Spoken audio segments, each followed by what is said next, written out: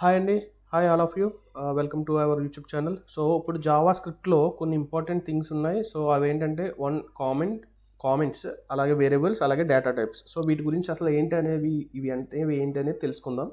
So comments అనేవి ఎందుకు ఉపయోగపడతాయంటే for example మీరు ఒక కంపెనీకి హైర్ అయ్యారు అనుకోండి, అంటే ఒక కంపెనీకి సెలెక్ట్ అయ్యారు. సో ఆల్రెడీ మీకు కొత్త ప్రాజెక్ట్ ఇవ్వచ్చు, లేకపోతే ఆల్రెడీ మూవ్ అవుతున్న ప్రాజెక్ట్లో మిమ్మల్ని ప్లేస్ చేయొచ్చు.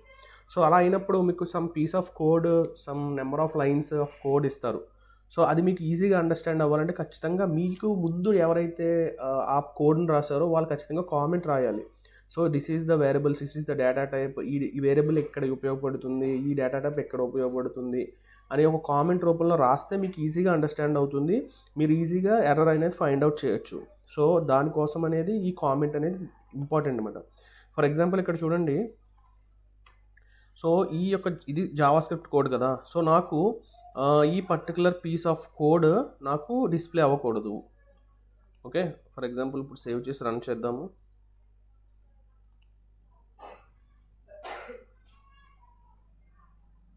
సో ఇక్కడ చూడండి హాయ్ 2. సో నాకు ఈ రెండు డిస్ప్లే అవ్వకూడదు, కానీ నేను ఈ హాయ్ 2 అనేది ఫ్యూచర్లో కావాలి నాకు. బట్ ఈ కోడ్ అనేది నేను డిలీట్ చేయకూడదు. అర్థమైందా? సో ఈ హాయ్ అనే ఈ రెండుటిని కూడా నాకు ఫ్యూచర్లో ఉపయోగం, కానీ ఇప్పుడు ఉపయోగం లేదు. సో అప్పుడు ఈ కోడ్ని డిలీట్ చేయకుండా మీరు కామెంట్స్లో పెట్టేస్తే, కామెంట్లో పెట్టడం ఏంటంటే రెండు పద్ధతులు ఉన్నాయి. ఓకే, సో అదేంటంటే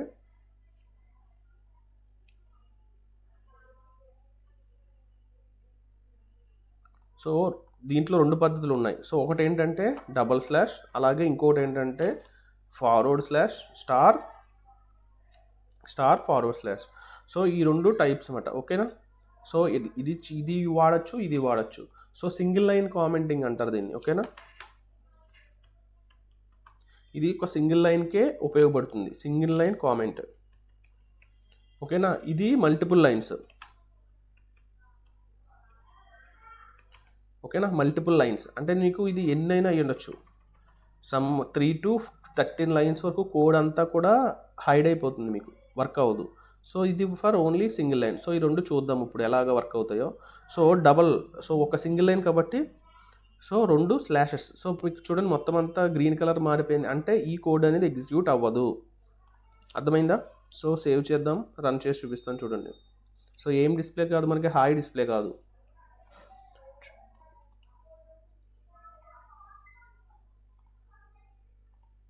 చూడండి వెళ్ళిపోయింది, హాయ్ 2 అనే ఉంది. సో ఇప్పుడు ఇది కూడా నాకు డిస్ప్లే వద్దు. సో నేను దీన్ని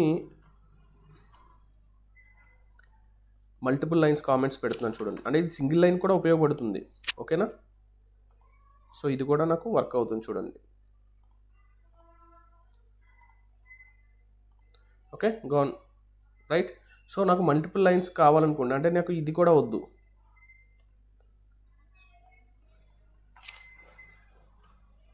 సో చూడండి 3 లైన్స్, మల్టిపుల్ లైన్స్ అన్నాక మోర్ దెన్ 1 లైన్. సో నేను ఇక్కడ స్టార్ట్ చేశాను, ఇక్కడ ఎండ్ చేశాను, మధ్యలో ఉన్న 3 లైన్స్ కూడా నాకు ఆగిపోతాయి. కానీ నాకు ఫ్యూచర్లో కావాలి ఈ లైన్స్. అప్పుడు మీరు ఏం చేయాలంటే సో ఈ యొక్క డబుల్ కామెంట్స్ అనేది కావాలి మీకు మల్టిపుల్ లైన్స్కి. సో ఇప్పుడు చూడండి అవుట్పుట్. ఓకే, ఓన్లీ ఈ HTMLలో ఏదైతే బాడీలో ఉందో ఇది ఒక్క పార్టే మీకు ప్రింట్ అయింది. Okay, clear. సో జావా స్క్రిప్ట్లో ఉన్నది ఏది కూడా ప్రింట్ అవ్వలేదు. క్లియర్. సో ఈ H1 అనేది కూడా ఎక్కడి నుంచి కాల్ అవ్వాలి కాబట్టి మీరు కామెంట్లో పెట్టేశారు కాబట్టి దీన్ని చదవదు, రన్ చేయదు. క్లియర్. ఓకే, ఇది కామెంట్ అంటే. Okay, so next variable. So what is variable? అసలు వేరియబుల్స్ అంటే ఏంటి? అసలు what is data type? So data types అంటే ఏంటి? నార్మల్గా మీరు ఏదైనా బీటెక్ అయినా డిగ్రీ అయినా మీకు సమ్ బేసిక్ సి లాంగ్వేజ్ అనేది మీకు ఆల్రెడీ చెప్తారు. ఓకే, ఆ సి లాంగ్వేజ్లో మీకు అర్థమవుతాయి కదా what is variable, what is data types అనేవి. సో నేను అలా తెలియని వాళ్ళకి కూడా నేను స్టార్టింగ్ నుంచి చెప్తున్నాను కాబట్టి మీకు ఎక్స్ప్లెయిన్ చేస్తాను చూడండి. ఒక పెయింట్ తీసుకుంటా. ఓకే, ఫస్ట్ అనేది డేటా టైప్స్ చూద్దాం. అసలు వాట్ ఈజ్ డేటా టైప్? అసలు డేటా టైప్స్ అంటే ఏంటి అంటే data type is nothing but some ఎలా చెప్పాలంటే మీకు ఒక డయాగ్రామ్ వేసి చూపిస్తాను క్లియర్గా.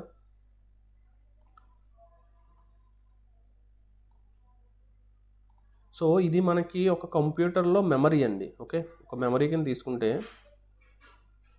సో నెంబర్ ఆఫ్ కంటైనర్స్ ఉంటాయి దీంట్లో. మెమరీ స్లాట్స్ అనుకోండి. ఓకే, మీకు కంప్యూటర్ ప్రోగ్రామింగ్ లాంగ్వేజ్ అంటే ఖచ్చితంగా మీకు ఈ డేటా టైప్స్ అనేవి, వేరియబుల్స్ అనేవి ఖచ్చితంగా కావాలి. ఎందుకంటే మీకు స్టోర్ ద వాల్యూ, ఒక వాల్యూని స్టోర్ చేయాలి మీరు. Okay, for example x equal to 5. Okay, అలాగే y ఈక్వల్ టు 10. సో ఈ x equal to 5, y equal to 10 అనేవి ఏమవుతాయి? ఒక వేరియబుల్, అంటే ఒక ఇంటీజర్ వేరియబుల్. ఓకే, ఒక integer data type. So first data types అనేవి చూద్దాము. డేటా టైప్స్ అనేవి ఎలా ఉంటాయి? Number data type, string, Boolean, okay, array, undefined, null. Okay, ఇవన్నీ కూడా డేటా టైప్స్ అంటాము. So number is nothing but, number data type అంటే అర్థం ఏంటి? Only for numbers. ఓకేనా, అంటే నెంబర్స్ అంటే ఇన్ ద సెన్స్ 1, సో ఇవన్నీ నెంబర్సే కదా. 2.5, 6.5, సో ఇవన్నీ కూడా నెంబర్స్. ఓకే, స్ట్రింగ్ అంటే నేమ్స్. ఫర్ ఎగ్జాంపుల్ హాయ్ అని కానీ, నేమ్స్ వీరేంద్ర, సో ఇవన్నీ కూడా స్ట్రింగ్లోకే వస్తాయి. ఓకే, ఏదైనా విలేజ్ నేమ్ కానీ హైదరాబాద్, సో ఇవన్నీ కూడా string value.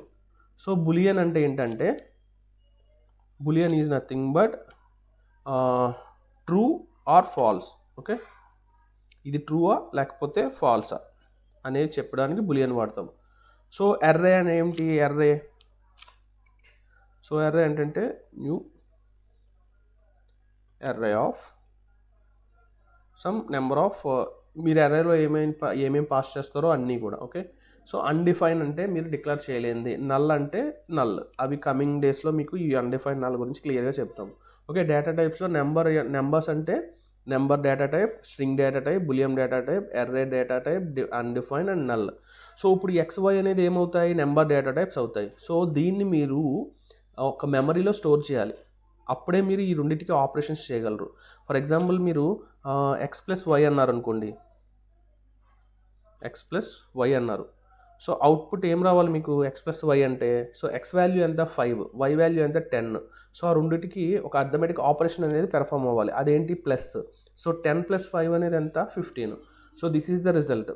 Okay, for example x into y అన్నారనుకోండి. సో ఏం చేయాలి? ఎక్కడి నుంచి తీసుకురావాలి?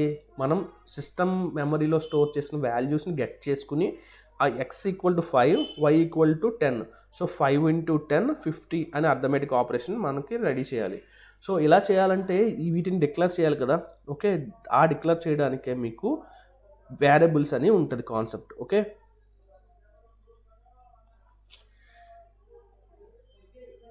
సో వేరియబుల్స్లోని ఇవి ఏ టైప్ ఆఫ్ వేరియబుల్? ఓకే, అది ఇంటీజరా లేకపోతే స్ట్రింగా, ఎర్రే టైపా అనేవి ఉంటాయి. బట్ మనకి జావా స్క్రిప్ట్కి వచ్చేసరికి సో ఈ వేరియబుల్స్ అనేవి ఓన్లీ వేర్. ఓకేనా, ఒక వేర్ అనే యొక్క కాన్స్టెంట్, అంటే ఒక వేర్ని మీరు డిక్లేర్ చేసుకుంటే, so var equal to var of అంటే ఒక నేను డిక్లేర్ చేయడం చెప్తున్నా. వేర్ x ఈక్వల్ టు 5 అని డిక్లేర్ చేశా. Okay, var y equal to Virendra. Okay, var z equal to true. Okay, var h equal to some array.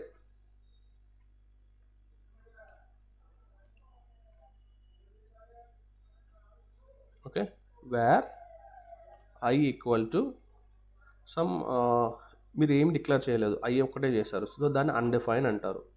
So where oh equal to null. So ఇట్లా మనం Java scripting language ఎందుకు అంత world famous అయిందంటే, మీరు variable wear అని తీసుకుంటే చాలు, మీకు ఇక్కడ ఏదైతే అసైన్ చేశారో ఎక్స్ ఏది var x equal to 5. Okay, so మీరు ఈ జావా స్క్రిప్ట్ యొక్క అడ్వాంటేజ్ ఏంటంటే, మీరు వేర్ అనే ఒక డిక్లేర్ చేసి ఏ డేటా టైప్ ఇస్తే దానికి ఆ డేటా టైప్ని అది కన్వర్ట్ చేస్తుంది. So var x equal to 5 అన్నాం అనుకోండి, అది ఒక నెంబర్ డేటా టైప్ కింద కన్వర్ట్ అవుతుంది ఆ వేర్ అనేది.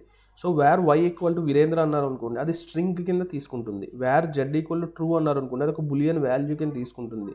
Wear h equal to array ఇచ్చారు అనుకోండి, ఎర్రే తీసుకుంటుంది. Var I equal to nothing, ఏది డిఫైన్ చేయకపోతే అన్డిఫైన్ కింద తీసుకుంటుంది. Okay, wear oh equal to null అంటే నల్ వాల్యూని ప్లేస్ చేస్తుంది.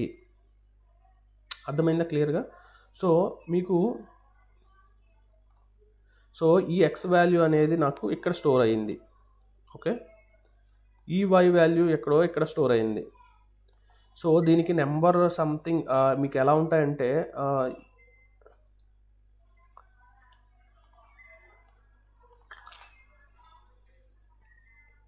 సో ప్రతిదానికి అడ్రసెస్ ఉంటాయి అన్నమాట. ఇలా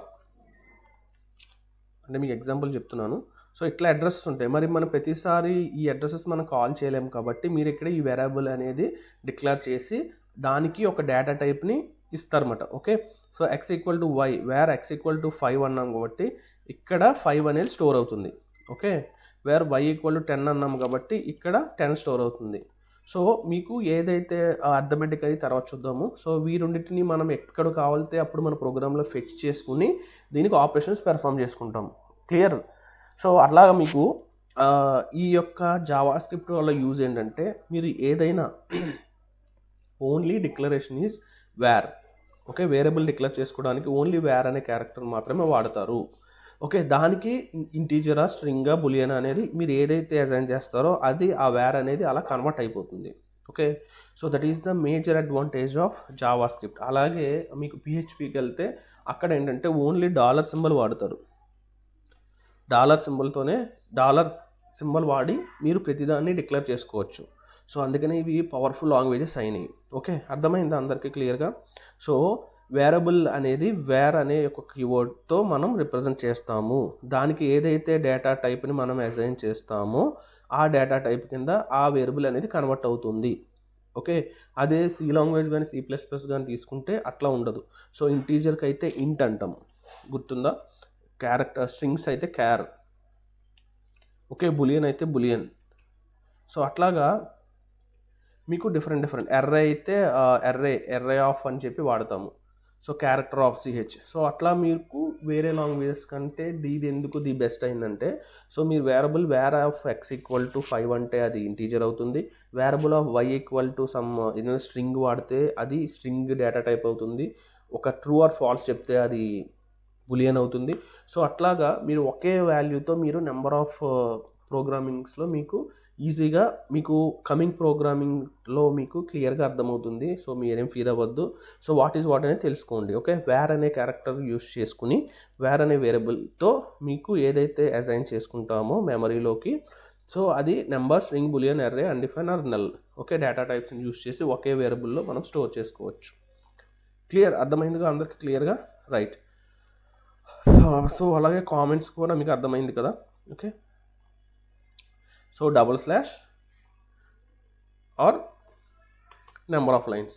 ఓకే, సో సింగిల్ లైన్కి ఏంటి 2 ఫార్వర్డ్ స్లాషెస్, అలాగే నెంబర్ ఆఫ్ మల్టిపుల్ లైన్స్కి ఒక ఫార్వర్డ్ స్లాష్ స్టార్, అలాగే స్టార్ నెక్స్ట్ ఫార్వర్డ్ స్లాష్, ఇవి మల్టిపుల్ లైన్స్కి. ఓకే, మీకు కాన్సెప్ట్స్ అన్నీ చాలా క్రిస్టల్గా ఉంటాయి. అలాగే నేర్చుకోవడానికి కూడా ఈజీగా ఉంటుంది. కానీ ఒకదానికొకటి క్లమ్జీ అవ్వద్దు. సో క్లియర్ కట్గా వీడియో వైజ్గా మీరు రాసుకుని నోట్స్ ప్రిపేర్ చేసుకుని ప్రాక్టీస్ చేస్తే టాపిక్ మర్చిపోరు. సో మీ అందరికీ కూడా ఇంకో సజెషన్ ఏంటంటే, ఈరోజు మీరు ఏదైతే వీడియో నేర్చుకున్నారో రేపు ఇంకో వీడియో వస్తుంది. సో ఆ వీడియో మళ్ళీ ఈ వీడియో ఒకసారి మీరు నోట్స్ రాసుకున్నా పర్లేదు, ఆ నోట్స్ ఒకసారి రివైండ్ చేయండి. అంతేగాని చూసాం కదా అని చెప్పి వదిలేయద్దు. సో రివైండ్ చేయాలి. ఓకే, ఇప్పుడు మీరు జావా స్క్రిప్ట్కి ఎంటర్ అయ్యారు. సో సిఎస్ఎస్ని హెచ్టిఎంఎల్ని వదిలేయకూడదు. సో ఖాళీ టైంలో ఒకసారి నా వీడియోస్ ఎప్పుడైతే రాలేదో ఆ టైంలో సిఎస్ఎస్కి వెళ్ళి సో మీకు ఏదైతే టాపిక్ డౌట్ ఉందో ఆ టాపిక్ని చూసి నేర్చుకోండి. సో హెచ్టిఎంఎల్లో ఏదైనా టాపిక్ ఉంటే అది చూసి నేర్చుకోండి. ఒకవేళ వచ్చిన టాపిక్ ఉందనుకోండి ఒకసారి రివైండ్ చేసుకోండి. So that is the best practice. Okay, so అట్లా మీకు స్ట్రాంగ్గా అవ్వాలని మనస్ఫూర్తిగా కోరుకుంటున్నాను. సో మీకు ఏమైనా డౌట్స్ ఉంటే నాకు కామెంట్స్ రూపంలో పెట్టండి. Thank you, all the best, బాగా ప్రిపేర్ అవ్వండి.